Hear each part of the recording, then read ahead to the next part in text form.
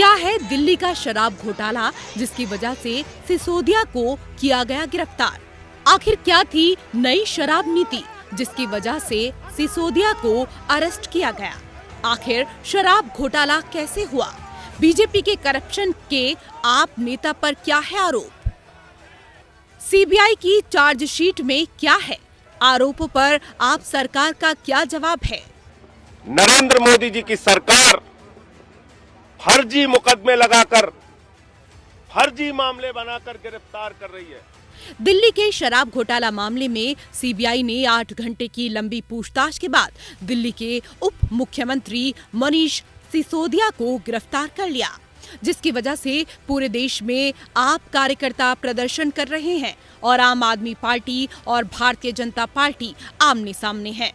आइए सबसे पहले जानते हैं क्या है मनीष सिसोदिया के खिलाफ आरोप। सिसोदिया के खिलाफ आईपीसी की धारा 120 बी आपराधिक साजिश, 477 ए धोखाधड़ी करने का इरादा और भ्रष्टाचार निवारण अधिनियम की धारा 7 के तहत गिरफ्तार किया गया। धारा 120 बी या आपराधिक साजिश करने के आरोप के तहत 6 महीने से अधिक की कैद या जुर्माना या दोनों से दंडित करने का प्रावधान है। भ्रष्टाचार निवारण अधिनियम की धारा 7 में अधिकतम 5 साल और कम से कम 6 महीने की कैद और जुर्माने का प्रावधान UW। आईपीसी की धारा 477 ए में 7 साल की कैद या जुर्माना या दोनों से दंडित करने का प्रावधान है। वहीं लेखा का मिथ्याकरण यानी अकाउंट्स या रिकॉर्ड्स की छेड़खानी को लेकर उप मुख्यमंत्री पर आईपीसी की धारा 477 ए लगाई गई है। उप मुख्यमंत्री की गिरफ्तारी के बाद एक बार फिर से शराब घोटाले की चर्चा शुरू हो गई है। क्या है दिल्ली की नई शराब नीति? 17 नवंबर 2021 को दिल्ली सरकार ने नई शराब नीति लागू की। इसके तहत राजधानी में 32 जोन बनाए गए, जिसमें प्रत्येक जोन में 27 दुकानें खुलनी थी, जिनकी संख्या कुल 849 थी, जिसमें से पहले दिल्ली में शराब की 60% दुकानें सरकारी और 40% प्राइवेट थी। नई शराब नीति लागू होने के बाद दुकानें 100% प्राइवेट हो गई और दिल्ली सरकार का तर्क था कि इससे 3,500 करोड़ का मुनाफा होगा। सरकार ने लाइसेंस की फीस भी कई गुना बढ़ा दी। जिस L1 लाइसेंस के लिए पहले ठेकेदारों को 25 लाख देना पड़ता था, अब शराब नीति लागू होने के बाद ठेकेदारों को 5 करोड़ रुपए चुकाने पड़े। इसी तरह अन्य कई कैटेगरी में भी लाइसेंस की फीस में काफी बढ़ोतरी हुई, लेकिन नई पर बीजेपी को ऐतराज है। उनका कहना है कि इस शराब नीति से जनता और सरकार दोनों को नुकसान है, जबकि बड़े शराब कारोबारियों को इससे फायदा हुआ है। पर यह फायदा कैसे हुआ, आइए आपको बताते हैं। लाइसेंस फीस में भारी इजाफा करके बड़े कारोबारियों को लाभ पहुंचाने का आरोप। शराब बिक्री के लिए ठेकेदारों को लाइसेंस लेना पड़ता है। इसके लिए सरकार ने लाइसेंस शुल्क तय किया है। सरकार ने कई तरह की कैटेगरी बनाई है। इसके लिए शराब, बियर, विदेशी शराब आदि को बेचने के लिए लाइसेंस दिया जाता है, जिसका शुल्क कई गुना बढ़ा देने से केवल बड़े शराब कारोबारियों को फायदा पहुंचता है और ये शुल्क उनको लाइसेंस देने के लिए बढ़ाया गया है, जिससे छोटे ठेकेदारों की दुकानें बंद हो गई हैं। और बीजेपी का आरोप है कि इसके बदले में आपके नेताओं और अफसरों को शराब माफियाओं ने मोटी रकम घूस के तौर पर दी है।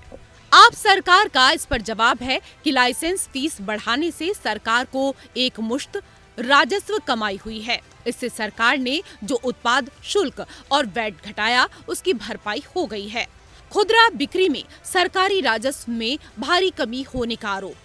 अगला आरोप बीजेपी का शराब की बिक्री को लेकर है। मान लीजिए पहले अगर एक शराब की बोतल 500 रुपए थी, लेकिन इसे बढ़ाकर 530 कर दिया गया, जिसमें से रिटेल कारोबारी को ज्यादा मुनाफा हुआ, जबकि सरकार को मिलने वाला उत्पाद शुल्क और वैट घटा दिया गया, जिससे सरकार को नुकसान हुआ है।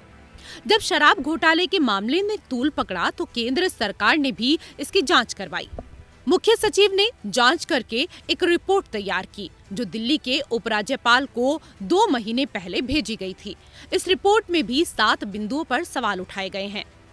नंबर 1, केंद्र सरकार से मंजूरी लिए बिना आबकारी विभाग ने 8 नवंबर 2021 को एक आदेश जारी करके विदेशी शराब के रेट कैलकुलेशन का फॉर्मूला बदल दिया। इसके चलते सरकारी खजाने को भारी नुकसान हुआ।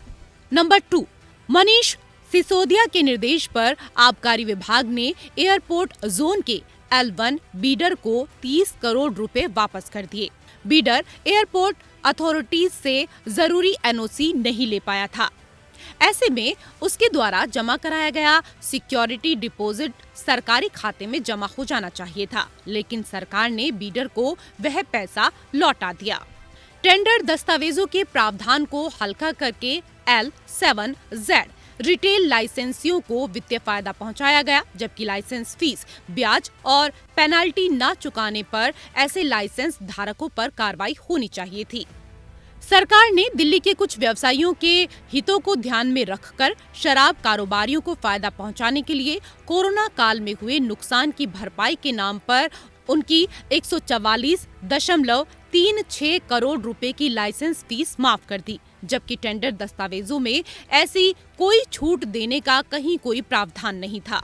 सरकार ने बिना किसी ठोस आधार के और किसी के साथ चर्चा किए बिना नई पॉलिसी के तहत हर वार्ड में शराब की कम से कम 2 दुकानें खोलने की शर्त टेंडर में रख दी और एक्साइज विभाग के केंद्र सरकार की मंजूरी के बिना कंफर्मिंग वार्डों में लाइसेंस धारकों को अतिरिक्त दुकानें खोलने की इजाजत दे दी।